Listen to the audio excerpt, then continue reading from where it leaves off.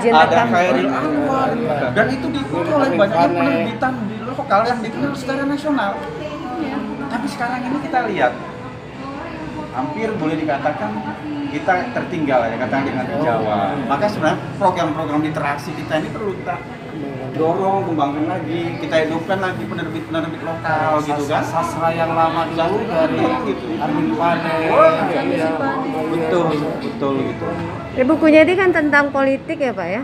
Tentang politik dan Tentang pemerintahan politik. ya. Nah, dan Bapak kan tadi menyinggung literasi, kaitannya apa ya? Ingin menumbuhkan semangat spirit literasi lokal.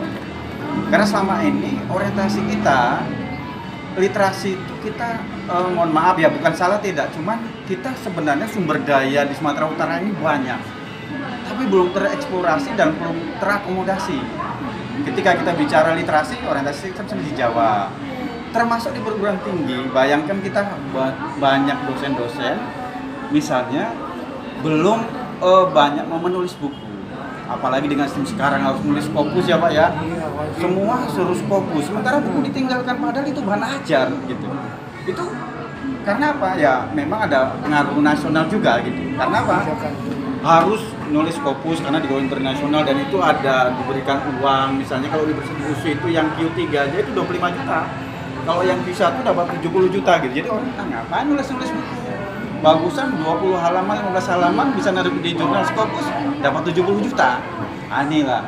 Jadi saya menulis buku ini sebenarnya tujuannya salah satu itu. Nah, kalau ini kemudian berbicara politik, literasi politik kita itu penulisnya bukan saja kurang dari Sumatera Utara, tetapi yang terkait dengan hal-hal misalnya ini saya berbicara good governance, tata kelola pemerintahan yang baik, itu masih kurang sekali.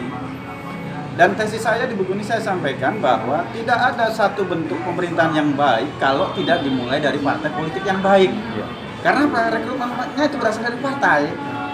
Literasi itu harus kita kuatkan. Saya udah diskusi banyak dengan beliau gitu kan. Jadi bagaimana nanti kita bersama dengan partai membangun ini. Jadi kalau partai dikelola dan memberikan politik yang baik, karena dia kan kader-kadernya kan duduk ini di legislatif, di eksekutif gitu ya, di yudikatif. Nah, kalau mereka sudah paham seperti ini, ya insya Allah bagian daripada proses pembentukan pemerintahan yang baik akan bisa gitu. Setidaknya kita melakukan aktivitas seperti itu, dan program-program ini sebenarnya bisa kita lakukan gitu. Sama Bu Dewi saya udah pernah cerita, kami di program studi politik ini ada desa percontohan. Istilah kami itu di desa kolam. Percut. Jadi ada semacam satu KBK seperti ini juga. Itu Sama Ismail. Pak Ismail sama Miswandi. Miswanto. Pak Ismail yang di Palu Nagba. Ismail Pandekan Dikro sekarang. Ketua forum Kolaborasi ya. Forum Taman Bacaan Masyarakat juga, iya. Satu grup lah itu kita. Satu grup di grup WA ada. Karena kan pegiat literasi. Jadi Pak, nanti kapan-kapan berarti kita ada pertemuan lagi. Jadi pernah bulan Februari ya Bunda itu ya. Ya. Kita itu mempertemukan semua Pegiat literasi. Pegiat literasi dari mulai Binjai, Langka, dan Deli Serdang. Iya. Karena permasalahannya itu kita ini sebenarnya Bu, dari sisi literasi kita tuh bukan maju tapi malah mundur. Ini juga sama, informasinya sama terjadi di perfilman. Dulu di Indonesia itu perfilman tuh hanya ada dua, Jakarta dan Medan. Dan bedanya kalau film-film Jakarta dulu itu udah komersil, tapi kalau Medan itu yang membawa edukasi. Itu malah dari Medan. Nah, masalahnya dari sekian banyak film yang diproduksi di Medan sampai sekarang tak nampak lah apanya jejak-jejaknya. Ini kan hilang. ya, semuanya berarti kita ini kan banyak kehilangan kehilangan, bahkan kita tuh tidak mewarisi karya-karya seni dari jiwa-jiwa seni, dari mulai perfilman itu nggak kita warisi. Terus sejak kapan sih pergeseran yang sangat drastis terjadi gitu? Ringkisnya udah mulai nggak ada ya, kelihatan warisan. Kayak sekarang sekarang yang tertinggal ke kita adalah budaya komersil, budaya korup, budaya simbol-simbol yang buruk di situ. Padahal di tahun-tahun Balai Pustaka atau apa itu banyak penulis sumut yang dan literasi, bisa dibilang sumut ini jadi poros literasi ya Pak. Maju Firma tuh masuk yang dulu mendukung. Ini Pak Dr. Karim, Ketua Prodi Perpustakaan Winston. Jadi ada beberapa buku. Ini kan buku saya, ini terus terang saya ambil, Penulis saya Pak pilih Wardio penerbit PhD. lokal. Tujuan saya satu, bagaimana menghidupkan kembali literasi kita dengan mengaktifkan penerbit lokal. Orang nggak percaya lihat tampilan, wah ini penerbit dari Jakarta atau dari mana? Ini terbitan mana, Pak? Ini terbitan Medan. Ternyata ketika kita menulis buku, kita nggak hanya berbicara isi, struktur, tetapi para desainernya. Ini bayangin kalau menurut saya sih ya, subjek desainnya udah cukup bagus sekali. Artinya apa? SDM kita di Sumatera Utara untuk mendesain karya buku itu sangat tidak ketinggalan gitu. Kalau ini Pak soal harga ya, kadang-kadang kan berpikir soal harga Ya, penerbitan. betul. Kalau bersaing. harga kemarin itu saya nyetak 100 buku itu dengan ketebalan seperti ini itu kalau nggak silap sekitar 8 jutaan. Sekitar 8 jutaan. 80 ya Pak. Ini Sekitar dikawat 80. dikawat Tanjung Mulia. Nggak Kawat, bisa. iya, Bisa kawat jadi. kapan? Bisa jadi. Saya malah belum tahu. Iya. Gitu. Ini rumah saya ini berarti Orangnya masih muda, saya bilang karena bagi kita sebenarnya di perguruan tinggi dia masuk menjadi anggota IKP dan dia masuk. Nah, di sini kan ada datanya ini. Iya, Jadi bagi dosen yang mau naik pangkat misalnya, dia bisa gunakan ini. Ada juga memang penerbit yang dia nggak masuk IKP, itu nggak kurang dinilai ya Pak ya kalau gitu. Tapi dia ada. Jadi artinya secara struktur kita Sumatera Utara itu nggak ketinggalan. Malah SDM-nya kita tersedia. Bayangkan kalau kemudian banyak buku diterbitkan, alumni terutama misalnya katakanlah kita berbicara dari ilmu komputer, mereka nggak bingung cari kerja, mereka bisa buat percetakan atau mereka buat perusahaan desainer, buku-buku kita udah seperti itu. Ini akan jadi apa ya, multiple effect yang kuat sekali gitu.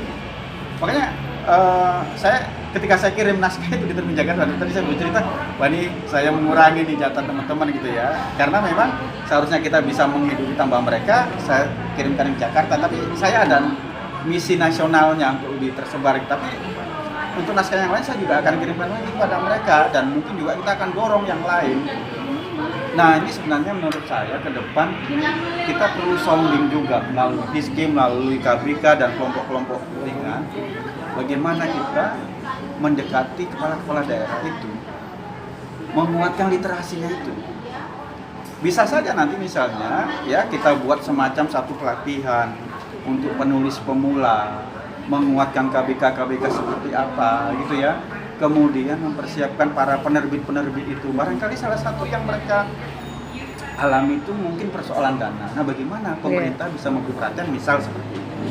Atau selama ini mungkin kita belum ada listing. Misalnya penerbit yang di Medan itu siapa? Kalau support dari perpustakaan nembak nih, perpustakaan provinsi gimana, Mbak Dwi?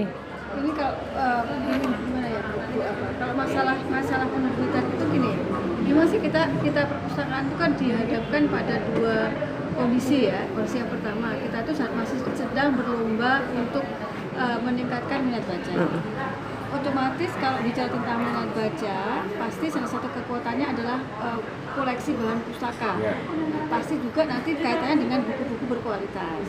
Tapi di sisi lain, kita juga seperti yang Pak Wardio sampaikan, kita juga berhadapan dengan kondisi penerbit-penerbit lokal yang itu memang perlu penguatan juga. Makanya kalau kami selalu yang kami bisa mampu lakukan, kita coba untuk memenuhi keduanya. Artinya untuk buku-buku berkualitas kita ambil, ini dalam rangka meningkatkan literasi masyarakat, minat baca masyarakat ini, minat bacanya ya. Karena ada dua nih. Nanti kayak yang salah orang persepsi kan ada namanya indeks kegemaran membaca, tapi ada juga indeks pembangunan literasi, itu kan dua hal yang berbeda. Kalau indeks kegemaran membaca itu kan basisnya ke personal, ke orang-orang ya kan. Nah, dalam rangka itu kita suguhkan buku-buku yang berkualitas, buku-buku bestseller. Tapi dalam rangka yang lain kita juga tidak ketinggalan untuk bagaimana kita mengambil terbitan-terbitan lokal sebagai koleksi bahan pustaka. Ini kebetulan ada Pak Dr. Karim juga ini, Kaprodi dari UINSU ya. Nah kalau apa ya, kalau upaya karena perpustakaan tuh seharusnya kan memang tidak lepas dari rohnya sekolah itu pembelajaran kan Pak ya. Gimana Bapak melihat ini Pak? Ya, kita sudah merubah desain kurikulum untuk meningkatkan literasi anak-anak, terutama anak-anak untuk meningkatkan minat menulis. Itu yang penting bagi kita, agar mereka bisa berkontribusi pada masyarakat dan mentransfer ilmu yang mereka dapat ke masyarakat. Jadi mereka kita gerakkan ke lapangan ke masyarakat untuk membantu, terutama tentang literasi masyarakat. Dengan membanyak pengabdian masyarakat di daerah. Dulu KPKC ya, Pak Agus sebagai ketua KPKC pernah lah ya menghubungi seseorang gitu ya di perguruan tinggi untuk bagaimana mahasiswa itu ada pengabdian masyarakat ke komunitas-komunitas literasi gitu. Itu seperti itu Pak bentukannya atau ada hal lain? Anak-anak disebar untuk pengabdian masyarakat. Mereka mencari tempat-tempat di mana mereka bisa mentransfer ilmu mereka membantu masyarakat, terutama kalau ada TBM-TBM yang kurang maju, kurang berkembang, mereka membantu dalam aspek misalnya pengumpulan literasi dan manajemen pengolahan TBM.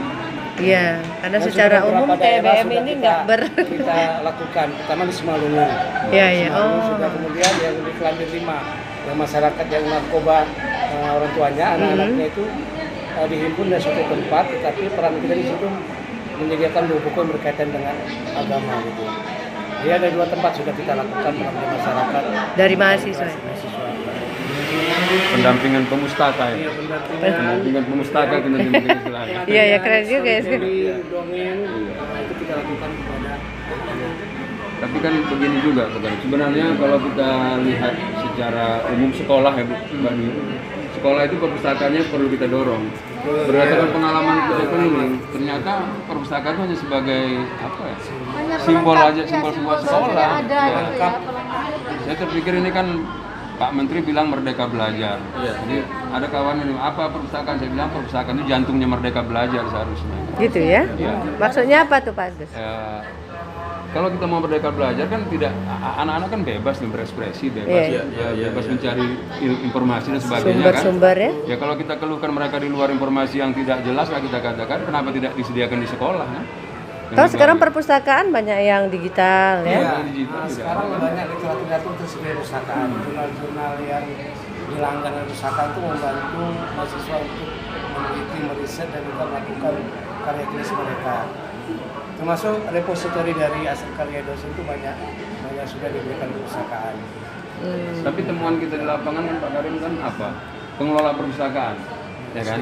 SDM-nya. Nah sekarang kan yang banyak menjadi kepala perpustakaan Mbak Dwi itu adalah guru Iya, di sekolah yang itu guru, ditugaskan guru yang mendapat tugas beban kerjanya sebenarnya 12 jam dia mengajar, 12 jam mengelola perpustakaan. Dan ini PR nih untuk kita juga berusaha dengan jurusan ilmu perpustakaan nih, bagaimana sih kita akan mendorong agar Bu Yau itu apa bahasa Jawanya, seyogianya itu yang mengelola perpustakaan sekolah itu ya bukan guru, iya. pengampu Harus tapi pustakawan. pustakawan.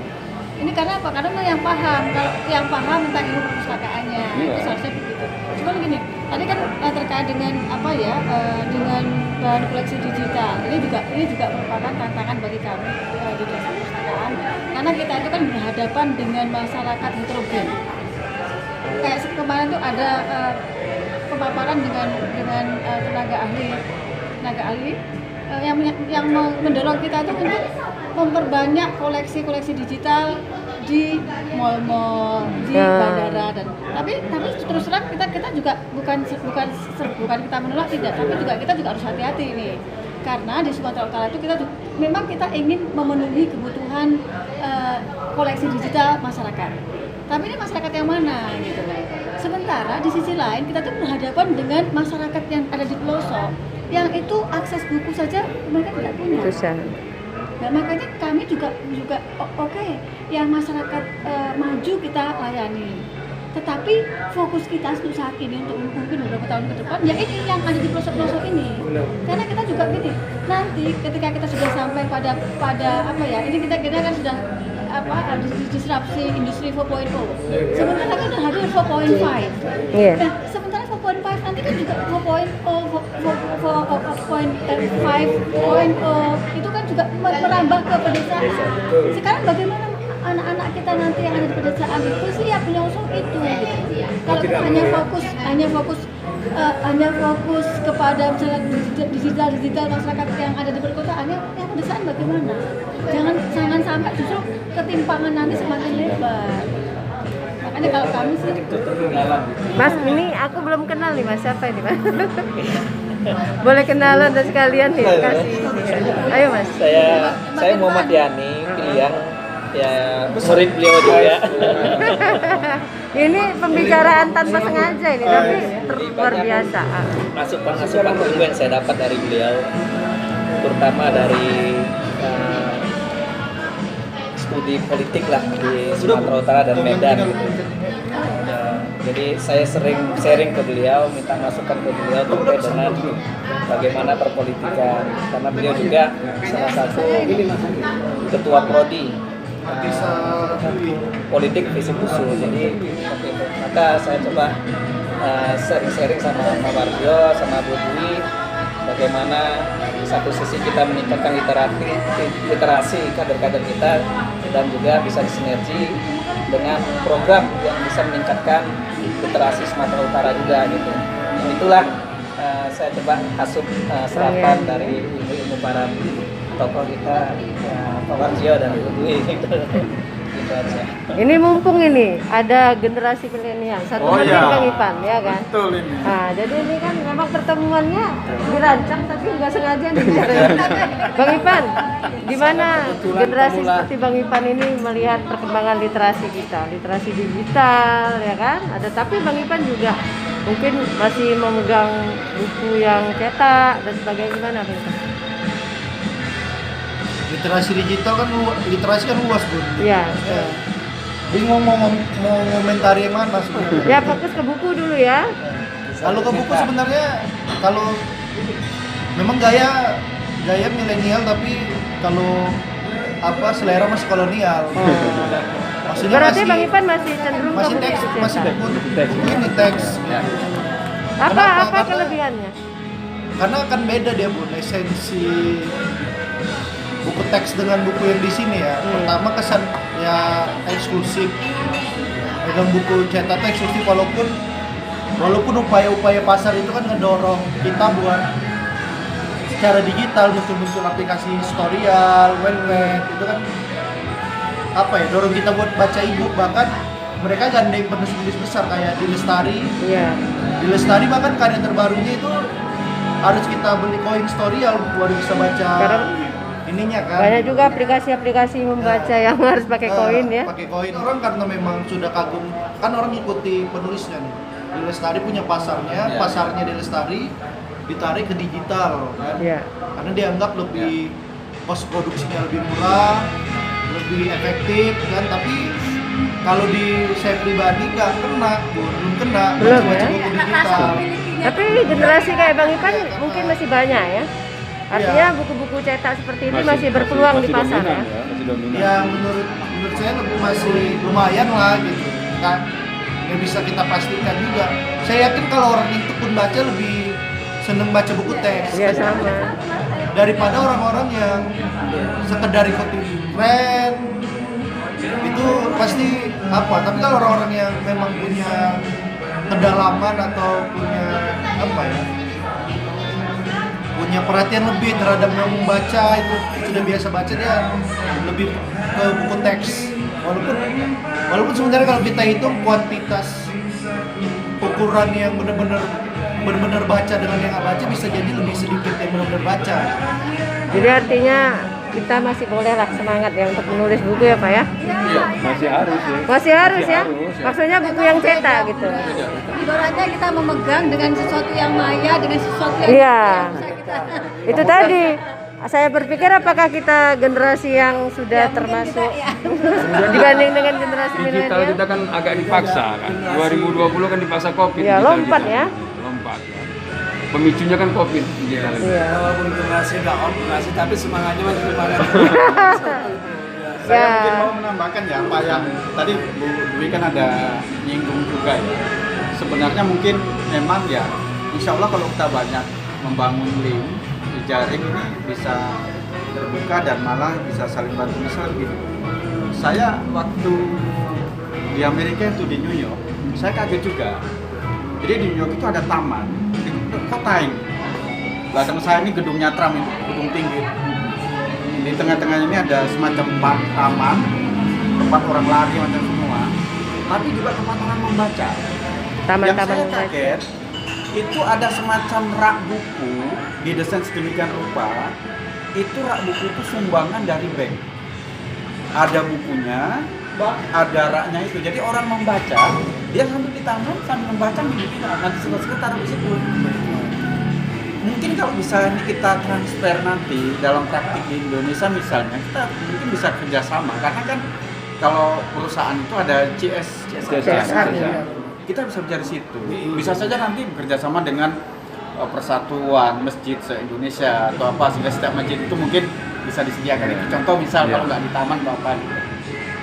Kemudian gini, itu dari sisi mungkin kerjasama ke depan yang bisa dibangun mengurangi beban pemerintah misalnya dari sisi pendanaan. Kita bisa dulu.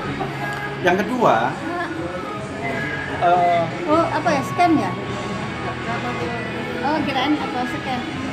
Mau mesen apa? saya bisa minta air hangat ya. Apa yang namanya? Ah. Ah, Kayak gini. Seperti ini. Apa? Apa ini? Sama Nafisa. ini sama Bang Iya. Dua lagi. Dua. Dua. Saya ini Mbak, avocado float aja sama air hangat. Investor kecil, misalnya gini, dan mengurangi beban pemerintah. Saya sengaja ini, ya, melibatkan penulis dari Malaysia.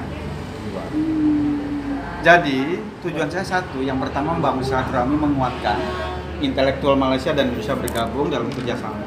Yang kedua, sebenarnya ini menarik investasi, karena ketika buku ini saya kirim ke mereka, satu kata yang mereka ucapkan, wah, cantik kali nih Pak Warji, macam mana nih boleh terbit ke sana? Ah, Oh, jadi mereka dengan ini tertarik, mereka, aduh kami mau nerbitkanlah di sana, otomatis kan uang dari sana berangkat kemari, tinggal kita kasihkan aja penerbit kita di Medan itu, iya kan?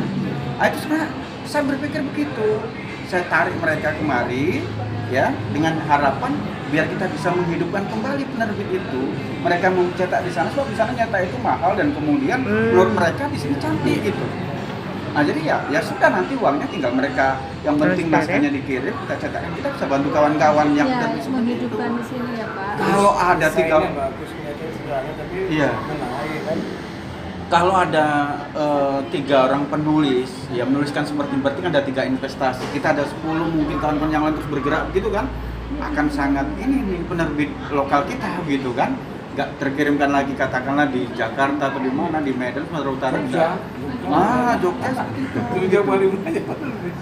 Saya Oke. itu selalu bilang sama teman-teman terutama di USU gitu ya. Satu lagi yang Bu Dewi juga sampaikan tadi, masalah digitalisasi. Orang kan menanya, terus terang 4 buku yang saya hasilkan ini sama ada rencana 3 buku lagi itu saya hasilkan di masa Covid. Jadi ketika Covid kita banyak lockdown, saya menulis. Orang bertanya, gimana Pak Warjo bisa dapatkan datanya? Di samping buku-buku yang saya di rumah ada, saya itu mengambil sumber-sumber digital. Dari mana? Salah satunya dari perpustakaan yang ada di Jakarta. Saya nggak perlu ke Jakarta, tetapi buku jurnal bisa saya akses. Nah, sekarang kita coba lihat kan, misalnya katakanlah kita kesulitan membawa ke desa dan dengan katakanlah barang-barang seperti, dan mereka juga ingin mendapatkan itu. Di desa sekarang barangkali mungkin memang nggak semua sentuhan internet itu udah masuk. Ya. Jadi kita dorong aja mereka menjadi anggota misalnya perpustakaan pusat, di mana nanti mereka dapat PIN, mereka bisa mengakses semua buku-buku jurnal dan seterusnya. Jadi mereka bisa membaca mungkin di HP-nya, ketimbang mereka lihat banyak permainan game-game itu kan. Tapi mereka bisa kita buat semacam nanti pendampingan, pelatihan untuk itu, mengakses. Saya bisa kasih tahu caranya dan sebagainya begitu. Termasuk jurnal-jurnal dari berbagai negara misalnya seperti itu. Sehingga ini akan membantu kesenjangan itu. Jadi tidak hanya kita yang ada di pusat kota, tetapi dengan pendekatan digital itu misalnya bisa kita akses kan, kita bisa informasikan gitu, sehingga bisa kita telurkan gitu. Tapi perlu edukasi itu Pak. Edukasinya. Itu tadi yang mau Penggunaan dibilang, digital. edukasi ke masyarakat. Betul. Karena selama ini kan kalau digital tuh dianggap udah Iya. nanti yang lain-lain. Betul, Aksesnya betul. tidak Betul. pas, tidak sesuai, Betul. tidak ada kaitan dengan kehidupan Betul. mereka, kadang-kadang bahkan menimbulkan masalah Betul. baru lagi kan. Ini sebenarnya masalah besar kita satu ya. Di USU aja itu belum tentu mahasiswa walaupun dia terdaftar sebagai anggota perpustakaan, tapi datang ke perpustakaan itu aja jarang. Apalagi buka secara digital. Mengakses secara digital Padahal ya. ketika dia membayar SPP itu uangnya itu sudah termasuk membuka itu gratis, Iya. include gitu. Akhirnya kenapa susah-susah cari bahan? Aksesnya itu mudah bisa bilang. Soalnya sama Pak, di Win pun begitu. Iya. Mulai masuk dia pertama sampai tamat, apa ada? Ya karena budaya kita kan, budaya belum sampai ke situ. Oh iya, lulus saja aja. Padahal fasilitas lengkap ya Pak ya, buku-buku lengkap. Sudah memadai, Jurnal sudah tersedia. cukup kan. Bisa diakses. Iya, iya. Nggak perlu uang, kita bisa diterima itu. Tadi saya baru cerita, naskah saya baru terima 2 di Jakarta ini, dengan semua mereka menerbitkan dan sistem royalti. bagi hasil jadinya Pak ya. Jadi saya hitung satu buku itu minimal itu penerbit itu mengeluarkan 100 juta itu satu buku. Biayanya. Itu di luar yang istilahnya yang tertulis di surat perjanjian penerbitan. Karena biasa penerbit menerbitkan lebih, dia katakan 5.000, dia bisa lebih, bisa lebih kan. Tapi bagi kita udah nggak apa-apa, itu urusan dia lah begitu kan. Tapi kita nggak payah lagi cari modal untuk menerbitkan sendiri. Bayangkan kan kalau dia modalnya perlu 100 juta satu buku, berarti ya itu kan sebenarnya potensinya cukup besar sekali gitu. Tadi pagi baru saya ditelepon itu naskah saya itu baru diterima itu dua itu. Jadi mereka sangat ini gitu. Nah tinggal saya kepingin ini bisa kita telurkan pada teman-teman di Binjai di mana-mana kan bisa klik-klik clue-cluenya Iya. bagaimana bisa kita tembus seperti itu gitu. Strategi gitu kan. Ada banyak penulis bagus, ya. Akhirnya tulisannya tidak dibaca karena mungkin tidak diterbitkan, Betul, keterbatasan betul, dana dan betul. sebagainya. Banyak indie juga sulit juga kita ini. Memodalinya juga kan. Ya pertama modalinya, kemudian keterbatasan kita untuk menjual sendiri ini juga, aduh luar biasa Susah lelah. kita, jual sendiri itu. Lelah Pak, lelah. Oke, pembicaraan tantangan menarik memang ini itu, ya. Pak, Kita kan? tutup dulu, kita lanjut secara. Terima kasih semuanya. Assalamualaikum. Saya bareng.